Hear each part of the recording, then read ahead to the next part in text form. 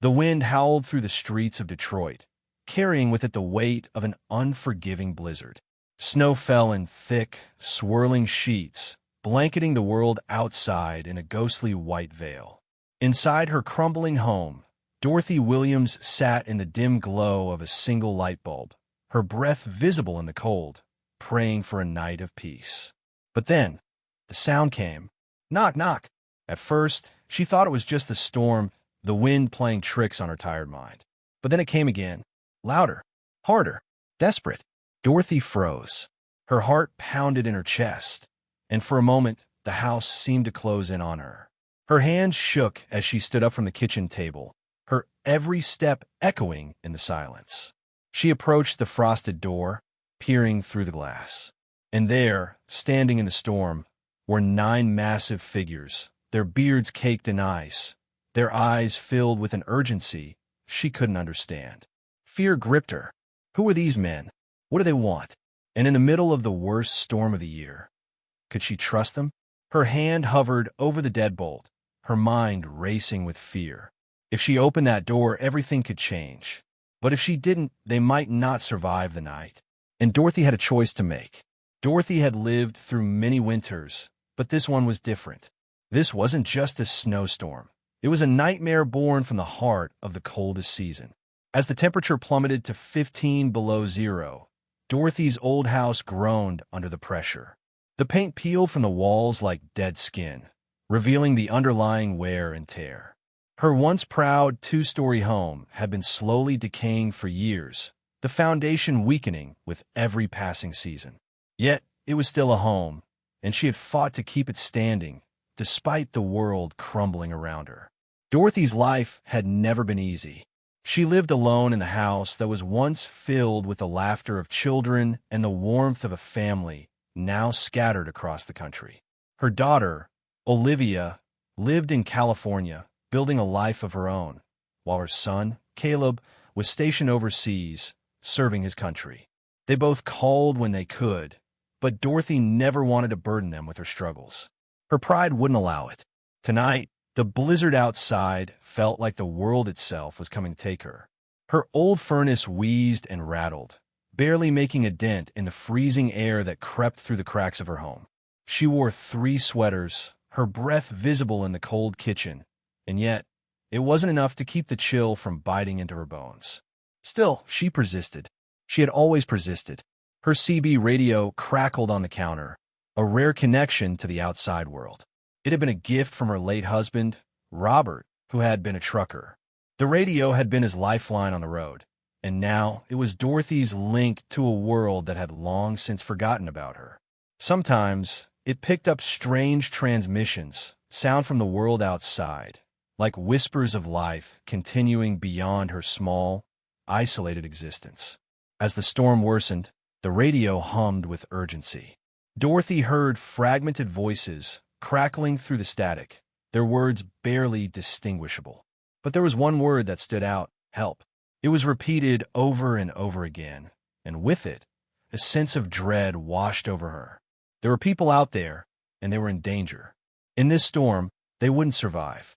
The blizzard was fierce and unforgiving.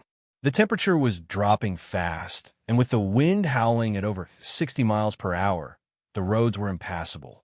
No one would make it through the night without shelter. And then there was the knock. The pounding on her door echoed through the house, more urgent than any knock she had ever heard. Dorothy froze, her heart pounding in her chest. She slowly approached the door, her hands shaking as they grasped the deadbolt. Who could be out there in this weather? She peered through the frosted glass. What she saw made her breath catch in her throat. 9 men, dressed in thick leather jackets, their faces hidden beneath ice-covered beards. Their motorcycles, hulking machines of metal and fury, were buried beneath layers of snow, their engines silent, their riders standing at the mercy of the storm. They were big, imposing figures, their presence nearly as overwhelming as the storm outside. Dorothy's heart raced, her mind spinning. These were no ordinary men. She had seen them before on her CB radio. Groups of bikers, their voices cryptic and commanding. But now, here they were, standing on her porch, desperate for shelter, just as she was desperate for warmth. The fear in her chest was not just from the storm. It was from the uncertainty of what these men could do to her. She had heard the rumors, the stories about motorcycle gangs and their violent ways.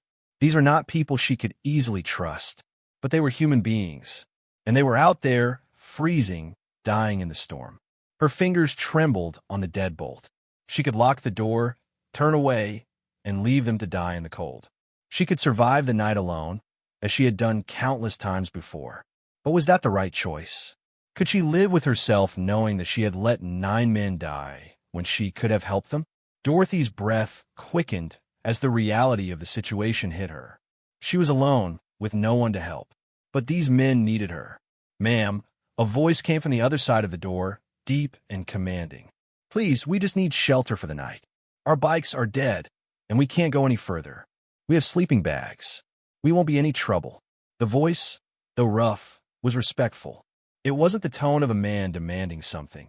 It was the voice of someone desperate, someone who knew that survival depended on a stranger's kindness. Dorothy's heart raced. She thought of her husband, Robert, somewhere beyond the stars, watching over her. He had taught her to always help those in need, to never turn away from a person who needed compassion. Could she live with herself if she turned these men away? The wind howled louder outside, rattling the windows, and the voices from the porch grew fainter, weaker. She knew that if she didn't act soon, it would be too late. Dorothy closed her eyes, her breath shaky as she whispered a prayer. "Lord, if this is how I go, let it be helping others," she said softly, as if the very words could guide her decision. With that, her trembling hand reached for the deadbolt. The door creaked open, and 9 figures stepped in her home, shaking the snow off their clothes and leaving the cold behind. What happened next would change Dorothy's life in ways she could never have imagined. But as the door closed behind them, the storm outside still raged on. As the door shut behind them, the warmth of Dorothy's small kitchen enveloped the group of strangers, but it wasn't just the temperature that changed. Something in the air had shifted, something Dorothy couldn't yet name. The men moved with an uncanny precision, as if they were a well-rehearsed unit, despite their appearance as rough, weathered bikers. Their movements were coordinated and calm, almost military in nature. "Thank you, ma'am," the leader of the group said, his voice steady but laced with an underlying gratitude. He removed his helmet, revealing graying hair and a face worn by years of harsh winds and tougher roads. His eyes were sharp, calculating, yet there was a softness beneath them. "We won't forget this kindness." Dorothy, still in a daze from opening her door to 9 strangers, nodded, her throat tight. "Kitchen's the warmest room," she murmured, her voice steadier than she felt. "I'll make coffee." The bikers, towering and intimidating as they were, didn't take advantage of the situation. They didn't make demands or impose their presence on her. Instead, they moved like soldiers in a foreign land, quiet, methodical, respectful. The leader, who had introduced himself as Eagle, barked out simple commands to the group. "Sound off. Any injuries?" A few murmurs followed, but the consensus was clear. The cold had taken its toll, but nothing more serious. One man, whose face was partially covered by a thick beard, muttered, "Frostbite on my fingers, but I've had worse." Another simply grunted, "All good here." A third said, "We're ready for orders, Eagle." Dorothy paused as she placed cups of instant coffee on the worn wooden table. It felt surreal. These men, these bikers, were responding with more order and discipline than any group of people she had ever encountered. They weren't chaotic, violent criminals. They were soldiers. "Sergeant," one man muttered to the leader, "we've got everything under control. No injuries that need immediate care." Eagle nodded, surveying the room with a commanding presence. Then his gaze softened when it landed on Dorothy. "Thank you, ma'am. You've saved our lives tonight." Despite the warmth of her kitchen, a chill crept up Dorothy's spine. This wasn't what she had expected. These men weren't the dangerous, rebellious bikers she had heard about. No, there was something far more complicated, more layered to them than the story she had grown up with. They were organized, disciplined, and in some strange way familiar. The night stretched on, and the storm outside continued to rage. Yet, inside her house, Dorothy felt an unfamiliar sense of peace. The men moved about her home, unbothered by the cramped quarters, checking her furnace, adjusting the old radio, and ensuring everything was in place. They worked with a quiet intensity, never intruding on her space, yet never allowing themselves to become idle. One of the bikers, a heavy-set man with a deep scar running down his cheek, approached her kitchen counter. "Ma'am," he began softly, his voice low but sincere. "When did you last eat a real meal?" Dorothy's cheeks flushed, her instinct to deflect kicking in. "I eat fine," she replied, her tone defensive. But the man only nodded, unfazed. "Yes, ma'am," he muttered, though his concern was palpable. "Just asking." As the evening wore on, the tension from earlier began to ease. The men settled into an unexpected routine. Two of them worked on the furnace, using their tools and makeshift supplies to fix what seemed beyond repair. Others began quietly cleaning the space, scrubbing floors, checking smoke detectors, replacing old batteries, and even taking inventory of Dorothy's limited medicine supply. This was no ordinary group. They weren't just looking for shelter. They were repairing, protecting, taking care of her in ways she hadn't expected, but in ways she had always hoped someone would. Later, as Dorothy served them the little food she had, canned soup stretched with water, crackers, and instant coffee, they ate with the gratitude of men who hadn't seen kindness in a long time. One by one, they complimented her on the coffee, as if it were a five-star luxury. "This is perfect, ma'am," said Tank, a wiry man with dark sunglasses perched on his forehead, his gruff voice carrying an odd sense of admiration. "Haven't had coffee this good in weeks." "Thank you." "Yeah," another man chimed in. "You're too kind, Miss Dorothy." Dorothy blinked, still trying to reconcile the men before her with the image of bikers she had in her mind. They were courteous, respectful, and strangely polite, despite their rough appearance. Her heart began to soften. These men were not the criminals she'd imagined, not the dangerous outsiders who threatened her community. Instead, they were a kind of family, a family bound by shared experiences, not just the bonds of blood. Dorothy realized that something had shifted in her understanding of people, something profound. "That," Eagle said after a long pause, as if sensing the change in her. "That's what we'll call you, Miss Da. You saved us tonight, and we won't forget it." Dorothy simply nodded, her breath catching in her throat. She wasn't used to being thanked, especially not by men who had seen and done things she couldn't begin to understand. She wasn't used to feeling as though her actions had made a difference in someone's life, let alone 9 men who had fought battles of their own. As the night deepened, the tension in the room dissolved into a quiet camaraderie. They spoke in hushed tones, swapping stories, and even sharing laughs, the kind of genuine laughter that could only come from a deep, hard-won connection. Dorothy, too, found herself laughing, a rarity these days, and for the first time in a long time, she didn't feel so alone. But even as the warmth filled her home, a question lingered in the back of her mind. Who were these men? They were not what they seemed. They were not just bikers seeking shelter. They were something more. And as the night wore on, Dorothy would learn just how much more. By morning, the storm had begun to subside. The winds calmed, the snow's relentless assault softened, and a thin sliver of daylight crept through the edges of the curtains. Yet, inside her home, Dorothy's world had already changed. The men, these strangers she had opened her door to, were no longer strangers. In the course of one night, they had shifted from being a looming threat to protectors she never could have anticipated. Dorothy sat at her kitchen table, sipping a warm cup of coffee, her mind still trying to piece together what had transpired. She hadn't slept much, and when she closed her eyes, all she could see were the faces of the men who had entered her home. The precision, the discipline, the way they moved in unison, like soldiers on a mission. But it was their respect that stood out the most. The men had been careful not to intrude, respectful of her space, and yet, in the quiet corners of her mind, Dorothy wondered just what she had gotten herself into. She rose from the table and walked into the living room, where the men were finishing their makeshift repairs. The furnace was running now, hums of warmth filling the once chilly air. The floors, which had been dull and worn, now gleamed with an almost polished shine. Dorothy's old house, so long a symbol of decay and isolation, was suddenly alive with activity, with life. And she wasn't sure how to feel about it. Eagle noticed her standing in the doorway, his sharp eyes meeting hers.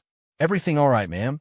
he asked, his voice calm, the tone of a man who had already seen too much to be rattled by a storm. Dorothy nodded, though her heart still raced. "I'm fine," she said, her voice betraying none of the thoughts swirling inside her head. "Thank you. I didn't expect," she trailed off, uncertain how to finish the sentence. How could she explain the gratitude, the confusion, the uncertainty? "You didn't expect to be treated like a person," Eagle finished for her, his voice gentle but firm. "You expected to be treated like someone who's barely hanging on, like someone invisible." Dorothy blinked, her throat tightening. She hadn't said it, but somehow he had known. "I didn't ask for help," she said quietly. "No one should have to ask for help," Eagle replied. "Not when people like us see someone in need. You did what any of us would have done. You helped us, and now we help you."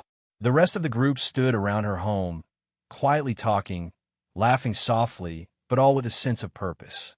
This wasn't a group of outlaws. These were men who knew hardship, who had fought wars, both on the battlefield and within themselves. And now, they had formed something larger than a club. They were a family, bound by something deeper than loyalty. And Dorothy was starting to realize that she had just been accepted into that family. But she couldn't shake the feeling that there was more to them than met the eye. They weren't just ordinary men. There was something about them, something military. The way they moved, the way they spoke. It was too organized, too disciplined. That evening, when the men gathered their things to leave, Dorothy stood by the door, the sense of curiosity gnawing at her. "You're all veterans, aren't you?" she asked, the words escaping before she could stop them. Eagle paused, his back to her as he grabbed his helmet. His voice was soft when he replied, "Yes, ma'am. Every last one of us." Dorothy's heart skipped a beat. "I knew it," she whispered to herself. As they filed out the door, each man thanking her again for her hospitality, Eagle lingered at the threshold. He turned to her with a look that was almost apologetic. "We're not just bikers," he said quietly. "We're a family, and you're now part of it." "Part of it?" Dorothy echoed, confused. "How?" Eagle's eyes met hers. "This wasn't a coincidence, Miss Dot. You opened your door to the wrong group of men. Or maybe you opened it to the right ones." Dorothy's breath caught in her throat. There was something deeper here, something more significant than just a storm and 9 stranded bikers. What was he saying? Who were these men? Before she could ask, Eagle handed her a small, polished keychain with an eagle emblem on it. Beneath it were letters that didn't mean much to her. MCV. "This is for you," he said, his voice low but firm. "In case you ever need us. And if anyone ever bothers you, you show them this." The keychain felt heavy in her palm, like a symbol of something far beyond what she could understand. Dorothy didn't know what it meant, but she accepted it, nodding in gratitude. But as the last biker disappeared into the night, she couldn't shake the feeling that something was unfolding, something far bigger than her. Hours passed, and Dorothy sat alone in her kitchen, staring at the keychain. The house was warm, the furnace working once again, and everything felt different. She ran her fingers over the eagle logo, but the questions only grew in her mind. Who were these men? What did the emblem mean? And why had they treated her with such reverence? As the night deepened and the neighborhood quieted, Dorothy sat in the same chair where she had always prayed for strength. But tonight, she wasn't asking for strength. She was asking for answers. Answers that she wasn't sure she was ready to receive. And then, as if to answer her unspoken question, the CB radio crackled to life once again. This time, the transmission was clearer. It was a voice she recognized, Eagle's. Eagle's nest secure. Mama Bear's location confirmed. Perimeter check complete. Dorothy froze. Mama Bear. The transmission cut off before she could process it. But one thing was clear. These men, these bikers, weren't just a random group. They were something else.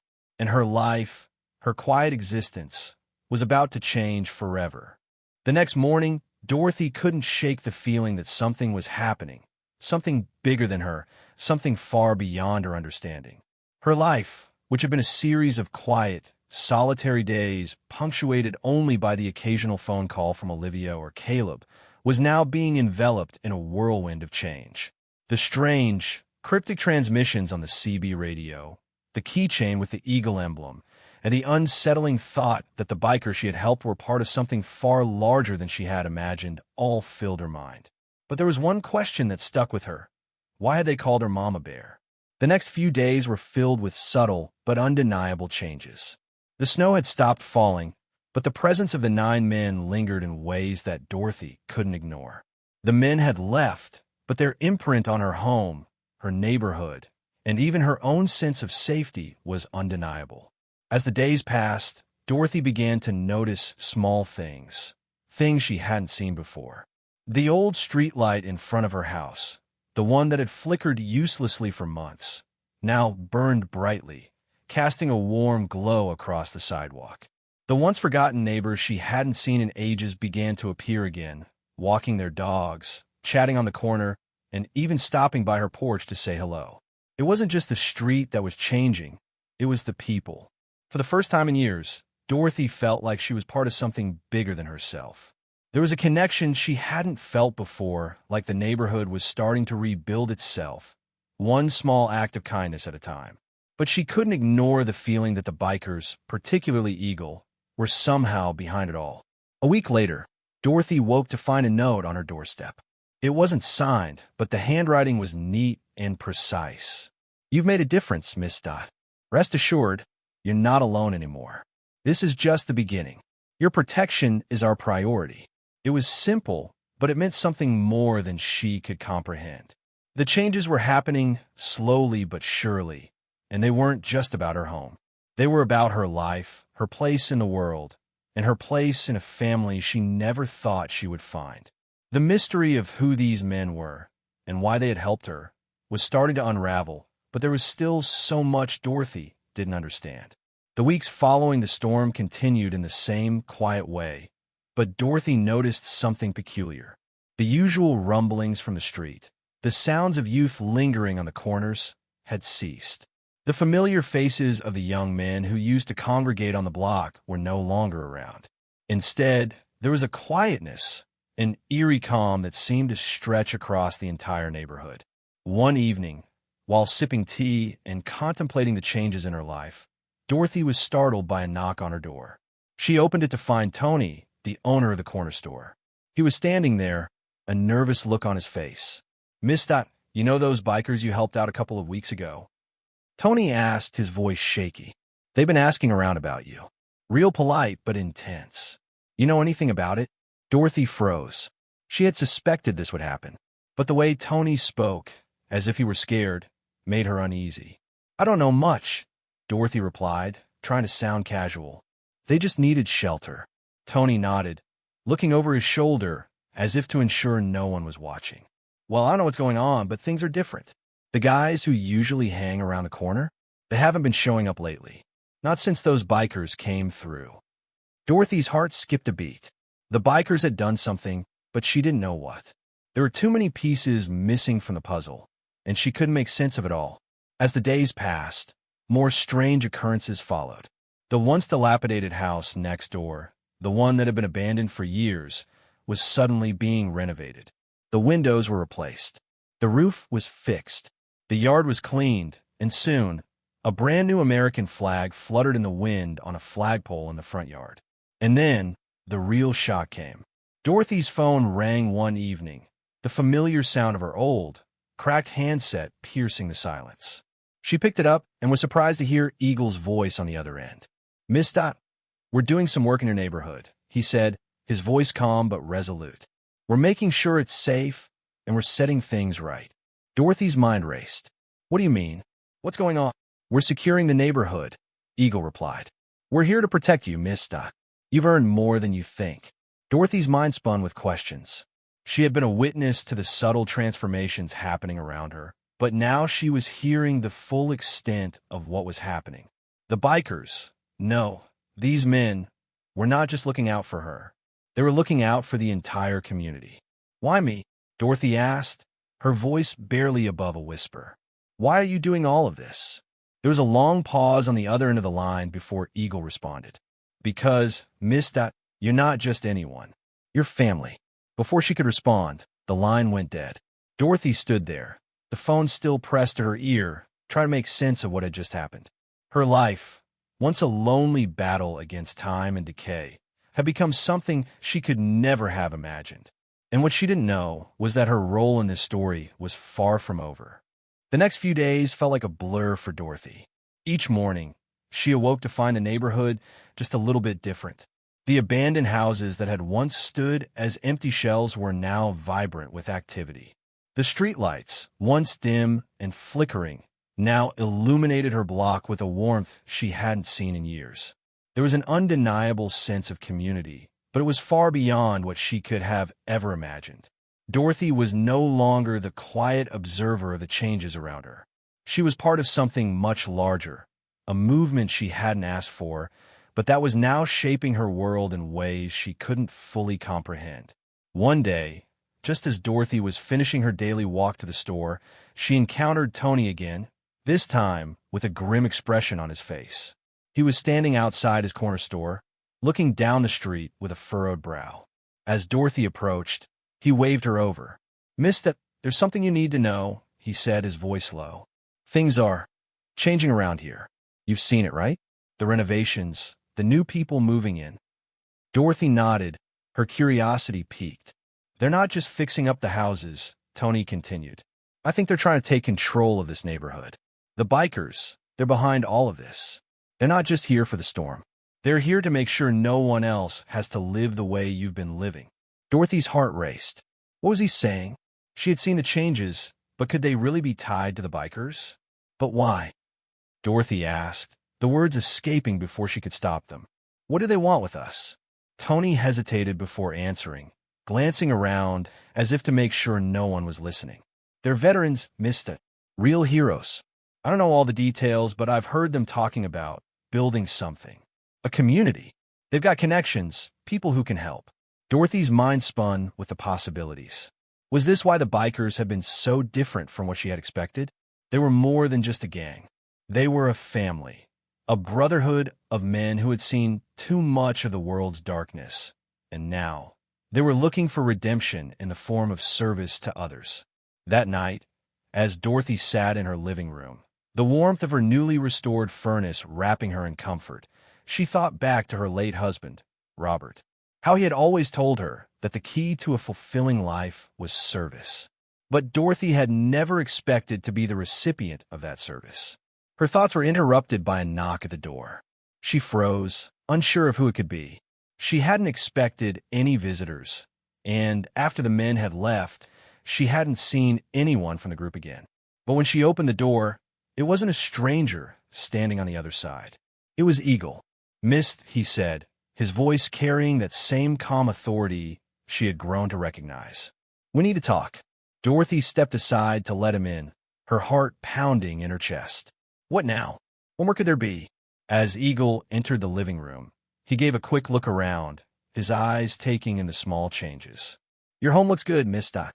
Real good. But we're not done yet." Dorothy sat down, motioning for him to do the same. "I don't understand," she said. "What's all this about? Why is everyone doing this for me?" Eagle's gaze softened, and he sat across from her, his posture relaxed but still carrying the weight of his words. "It's not just for you, Miss Stott," he said quietly. "It's for all of us. You see, this neighborhood, this place, it's more than just a rundown block. It's where we were born. It's where we grew up. But it's also where people like us, people who have seen war, have been forgotten. So we came back to make sure no one else gets forgotten. Not if we can help it." Dorothy's breath caught in her throat. She hadn't realized it before, but there was something deeply personal in the way these men were acting. They weren't just trying to change her life. They were trying to change the entire community to bring back the sense of unity that had long been lost. "We're veterans," Eagle continued. "We know what it's like to feel invisible, to fight for something bigger than yourself, only to be cast aside when you're no longer useful. We don't want that for anyone else. And that includes you, Mista." Dorothy's eyes widened as she began to understand the full scope of what was happening. "But why me?" she whispered. "I'm just an old woman trying to survive." Eagle smiled, but there was a depth to it that made Dorothy's heart skip. No, Mista, you're more than that. You're the heart of this neighborhood. You're the one who kept it alive when everyone else turned away. That's why we're here, to make sure you never have to fight alone again. He stood up, his figure imposing but steady. I've made arrangements, he said. Your home is going to be more than just a safe haven. It's going to be a hub for the entire community. We're going to rebuild this place, make it something we can all be proud of. And you're going to be at the center of it. Dorothy's mind was reeling. The storm, the bikers, the sudden transformation, it was all too much to process.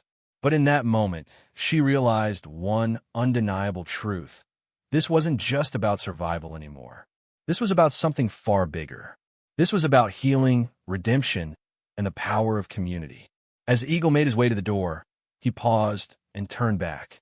And remember this, he said, his voice soft but unwavering. You're not just a neighbor to us. You're family. Always. The weeks that followed Eagle's visit were nothing short of transformative. The neighborhood that had once seemed so bleak and forgotten was now a place of hope, a place where people, once divided by hardship and disillusionment, were coming together in a way Dorothy had never imagined possible. The renovations had continued in earnest. Not only was Dorothy's house being restored, but the once abandoned properties on her block were now receiving the same treatment. The entire street was slowly but surely being brought back to life, with new families moving in, children playing in yards, and old, broken fences replaced by new gates and flower beds. The transformation was happening, and it was all tied back to one single act of kindness: Dorothy's decision to open her door that fateful night. But what had begun as a simple gesture of helping 9 strangers had grown into something much larger, something she had no control over. And though Dorothy had always lived a quiet life, her heart swelled with a mixture of pride and humility as she realized she was now at the center of it all. She began to hear stories from her neighbors, stories of the men who had called her Mama Bear, the young mother from the corner house who had been struggling to pay her rent. Her landlord had mysteriously agreed to a reduced rate, and when she asked about it, he claimed it was the good people on the block. The elderly woman who had lived alone on the other side of the street, her broken porch steps were fixed in the middle of the night, and a new, sturdy railing was installed just in time for winter. And there were the strange sightings: motorcycles cruising slowly past Dorothy's house at night, their riders nodding at her as they passed. The bikers, the veterans. Dorothy was starting to understand that they were not just protecting her. They were watching over the entire neighborhood. One afternoon, as Dorothy sat on her porch, she was greeted by Tony, the store owner, who had become a frequent visitor in recent weeks. He walked up to her with a broad grin on his face, his arms loaded with groceries. "Missed it," he said, smiling like someone who had just discovered a treasure. "You're not going to believe this, but I found a letter in my mailbox this morning. It's from the city, official, stamped, and everything."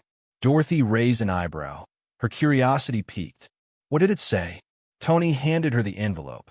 "They've approved the funding for community revitalization," he said, his voice dropping to a whisper, as though he were sharing a secret.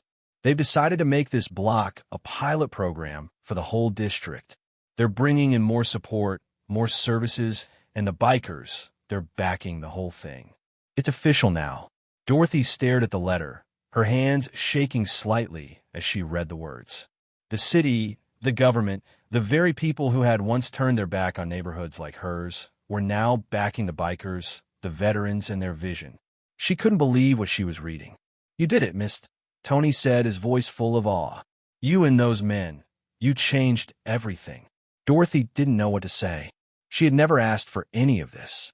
She had never expected that her simple act of kindness could lead to such a massive shift in her community.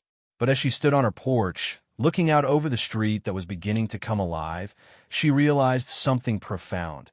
Kindness had the power to change the world. That evening, Dorothy sat at her kitchen table, her Bible open in front of her, but her thoughts far from the scriptures. She had always prayed for strength, for perseverance. But now, she found herself praying for the strength to understand what her life had become. What was the purpose of all this? Why had the bikers, why had Eagle chosen her? Her thoughts were interrupted by a knock at the door. Without hesitation, Dorothy opened it, knowing who would be standing on the other side. Eagle stood there, a firm yet warm expression on his face, his dark jacket dusted with snow from the evening's chill.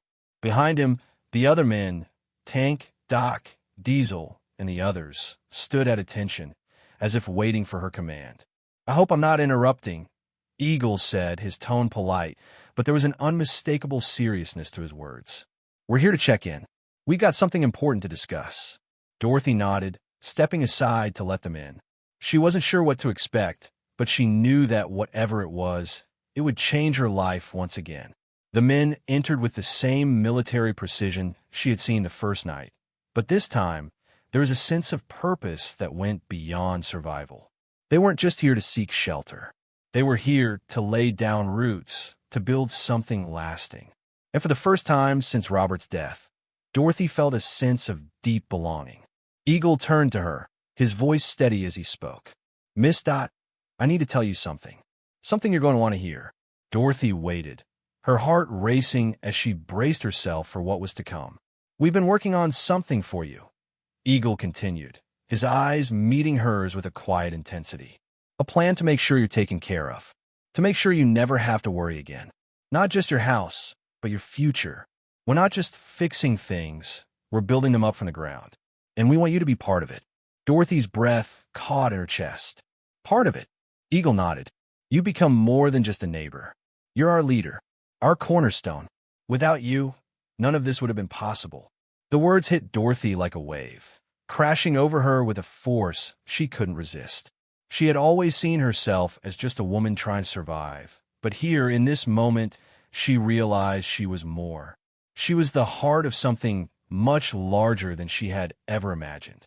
Eagle extended his hand, his gaze unwavering. "Will you help us build something that will last, Miss Dot? Will you stand with us as we change this community for good?" Dorothy stood there for a moment, the weight of his words sinking in. She thought of her late husband, Robert, of all the sacrifices they had made together, and of the deep love they had shared for their country and community. "Yes," she said, her voice strong. "I'll stand with you. Let's build it." The weeks following Dorothy's decision to stand with Eagle and the men who had become her family were nothing short of a whirlwind. What had once seemed like a small, isolated community on the edge of the city had transformed into a living, breathing testament to the power of unity, service, and kindness. The neighborhood that had been neglected for so long was being rebuilt, not just physically, but spiritually. The project wasn't just about new roofs and repaired windows. It was about people coming together, about creating a space where dignity and respect were the foundation of everything. Dorothy was at the heart of it, guiding the efforts with a steady hand and a heart full of compassion. And in turn, the community responded. Every Saturday, volunteers from all over the city, many of them veterans, came to help, bringing with them their tools, their experience, and their desire to be part of something meaningful. The renovations continued, not just on Dorothy's home, but on every house in the neighborhood. The abandoned properties that once stood as symbols of decay were now beacons of hope. But the true change wasn't in the buildings. It was in the people. Young families who had once felt trapped by their circumstances began to see a future for themselves. Children played freely on sidewalks that were now safe, their laughter echoing through the streets. Neighbors, who had once kept to themselves, now gathered for barbecues, community meetings, and even weekend cookouts at Dorothy's house, where the scent of freshly baked cookies filled the air. Dorothy had become more than a leader. She had become a symbol of hope, of resilience, and of the incredible power of one person's willingness to act. She had opened her door to strangers when they needed help, and in return, they had helped her open her heart to the possibility of change. The news of Dorothy's transformation began to spread. The media picked up on the story of the community that had been rebuilt by veterans and a simple woman who had the courage to help. Local news stations aired segments about the success of the program, and national outlets started to take notice. Dorothy became a local hero, and though she never asked for the attention, it was clear that her story was inspiring people far beyond the borders of Detroit. One afternoon, as Dorothy sat in her kitchen, sipping tea and watching the world outside her window, Tony came by with more news. "Miss, you won't believe it," he said, practically out of breath. "There's a national foundation, the Veterans Support Initiative, and they want to partner with us. They've been watching the transformation here, and they're offering funding to expand the program to other neighborhoods. They want to use us as a model." Dorothy's heart raced. "What does that mean? What are they offering?" Tony grinned. "It means we're about to take this to the next level. They want us to expand, to bring this to other cities. They want us to teach them how to rebuild the way we have. They're talking about major partnerships with veterans organizations, housing programs, job training, everything we've been working on here on a larger scale." Dorothy couldn't believe it. The dream that had started with 9 bikers and a lonely woman in a crumbling house was now spreading across the nation. The impact they had made was now becoming a movement, one that would change not just Detroit but communities all over the country. She felt a surge of emotion, the weight of how far they had come, the challenges they had faced, and the people they had helped. But most of all, Dorothy felt a profound sense of gratitude. Gratitude for the bikers who had become her brothers, for the veterans who had put their faith in her, and for the community that had embraced her with open arms. Over the next few months, the project expanded rapidly. Dorothy continued to serve as the cornerstone, the heart of it all. She organized weekly meetings, set up volunteer days, and worked closely with Eagle and the others to ensure the neighborhood continued to thrive. The work wasn't easy, and there were times when the weight of it all seemed too much to bear, but Dorothy never faltered. She had found a purpose, and it was bigger than anything she could have imagined. One day, as Dorothy stood on her porch, watching a group of young men help an elderly neighbor carry groceries into her home, she was approached by Eagle. He had been quiet lately, his usual commanding presence tempered with a subtle concern that she had learned to recognize. "Miss," he said, his voice low, "there's something I need to tell you." Dorothy turned to him, her heart suddenly heavy. "What is it, Eagle?" He took a deep breath, as if preparing himself for something difficult. "I've been offered a position, a big one. The foundation wants me to oversee the national expansion of our program. They want me to lead it all, to take this beyond Detroit." Dorothy's stomach tightened. She had known this moment would come. She had known that Eagle, the man who had been so pivotal in bringing this all to life, would eventually be called away to lead something bigger. But she wasn't ready to lose him. She had come to rely on him, and the thought of him leaving, of the foundation expanding without him by her side, was almost too much to bear. "I don't know what to say," Eagle continued, his eyes meeting hers with an unspoken understanding. "But I want you to know, Miss, that everything we've built here, everything this community has become, it's because of you. You're the reason we're here. You're the reason we have something to fight for." Dorothy's heart swelled with emotion. She had never expected any of this. She had never imagined that a single act of kindness could lead to such a sweeping change. "You've given me more than I ever dreamed of, Eagle," she said, her voice thick with gratitude. "More than I ever thought was possible. And I'll never be able to thank you enough." Eagle's face softened, his usual stoic expression giving way to something more vulnerable. "You already have, Miss Dot. You've shown me what it means to fight for something good. And that's more than enough." They stood in silence for a moment, the weight of their shared journey settling between them. And in that moment, Dorothy realized something. Her life, which had once been so small, had expanded in ways she could never have predicted. She had become part of something greater, a family, a movement, a legacy of service and love. As Eagle left to begin his new role, Dorothy stood at the edge of her porch, watching the neighborhood she had helped transform. She had opened her door to 9 strangers in a storm, and in return, she had created a family of 847 protectors. But Dorothy's journey was far from over, and the lessons she had learned about kindness, about service, about community would continue to shape the future, one person at a time. If you enjoyed this story, don't forget to like this video and subscribe for more thrilling, cinematic stories just like this one. Here's a question for you. What would you have done if you were in Dorothy's shoes?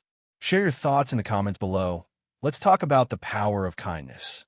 Because as Dorothy's story shows us, one simple act of compassion can change everything.